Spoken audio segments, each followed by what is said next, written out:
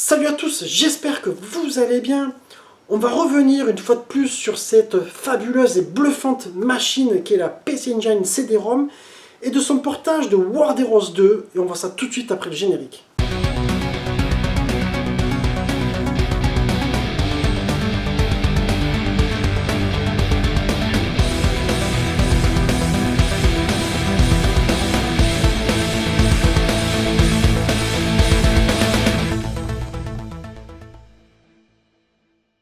Que World Heroes 2, à la base, il est sorti sur système MVS et AES au cours de l'année 93. Il a eu droit aussi à sa version Neo Geo CD, qui est d'ailleurs très correcte, et à un portage sur Super Famicom. D'ailleurs, j'en profite pour faire un petit peu le coup de pub pour mon poteau Tarma de Neo Geo Spirit, puisqu'il m'a invité à faire cette fabuleuse vidéo sur les portages de SNK sur la Super Famicom, Super Nintendo. Allez voir, c'est plutôt sympathique. Et donc en 94, ils nous pondent ce fameux portage de World Heroes 2 sur PC Engine CD-ROM. Alors je rappelle juste un truc, en 94, tu avais la Jaguar, tu avais la Saturn, tu avais la PlayStation qui arrivait au Japon, tu avais je crois la 3DO, tu avais encore la Super Nintendo, tu avais encore la Mega Drive. C'était une année de dingue en fait, parce qu'il y avait des consoles de tous les côtés, c'était une guerre terrible. C'est là où il y a eu pas mal de morts d'ailleurs. Et donc là, ils te pondent encore ce jeu-là sur PC Engine CD-ROM, qui pour moi était une machine, à cette époque-là, j'y pensais même plus, tu vois. Après, il faut dire qu'elle était là depuis 87, on était vraiment sur la fin, quoi.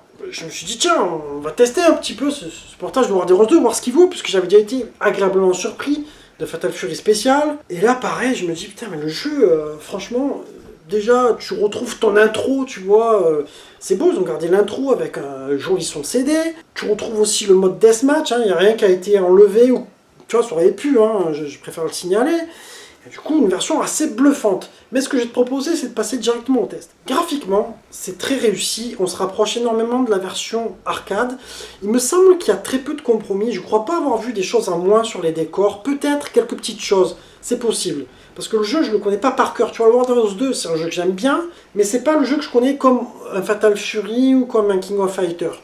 Donc je dirais que c'est assez beau. Les personnages sont bien reproduits. Ils ont moins cet effet de petits pixels où je trouvais qu'il y avait sur le Fatal Fury spécial. Vous me direz ce que vous en pensez, mais j'ai pas l'impression non plus qu'ils soient plus petits que la normale, parce que des fois, tu as des jeux sur les portages, ils ont des persos plus petits. Donc du coup, je te dirais que graphiquement, ça mérite quand même un 17 sur 20. Au niveau animation, tu retrouves le jeu comme sur la Neo, pour moi. Mais à un moment donné, même, je me suis posé la question à me dire, mais attends, ce jeu, il est bien rapide, il est bien dynamique. Est-ce qu'il n'est pas plus rapide que sur Neo Geo AES? J'ai même dû le comparer, tu vois, parce qu'à un moment donné, j'avais un doute. Je me dis, putain, ça va super vite et tout ça, c'est très, ça envoie à mort. Et en fait, non, il est vraiment très, très proche. Je n'ai pas vu de ralentissement particulier, c'est vraiment réussi. Donc, je te dirais que pour l'animation, on va être sur du 18 sur 20.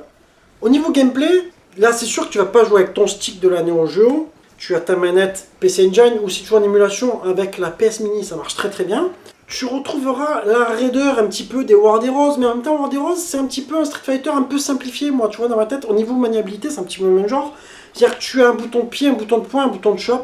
Donc c'est assez cool, tu vois. Après, sur PC Engine, c'est vrai qu'il est conseillé en général d'avoir les manettes 6 boutons. Je vais essayer d'ailleurs de me la procurer, parce que pour le Street Fighter 2, franchement, c'est beaucoup plus pratique.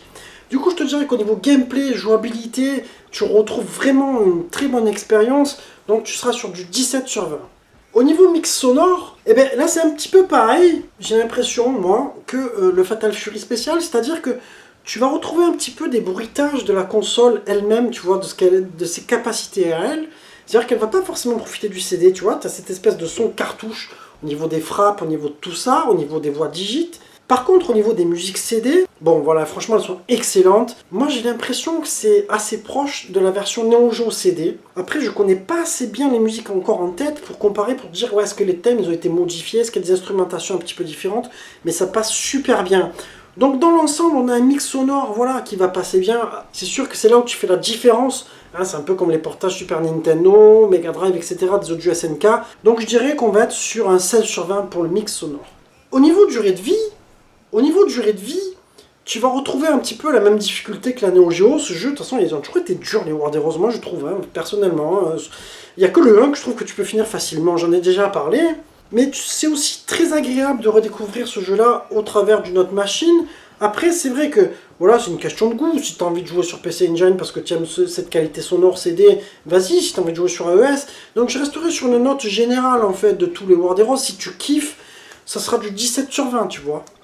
En verdict, on va arriver sur l'excellente note de 17 sur 20. Pour moi, c'est un excellent portage et certainement le meilleur. Bon, après, il y en a eu beaucoup moins qu'un Fatal Fury spécial. Tu vois. War Heroes, ça a moins bien marché quand même, il faut le dire, que Fatal Fury.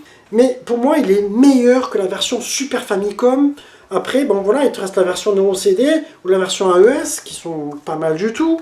Mais vraiment, une fois de plus, ça a montré que cette machine, cette PC Engine, a des capacités qui sont dingues en fait.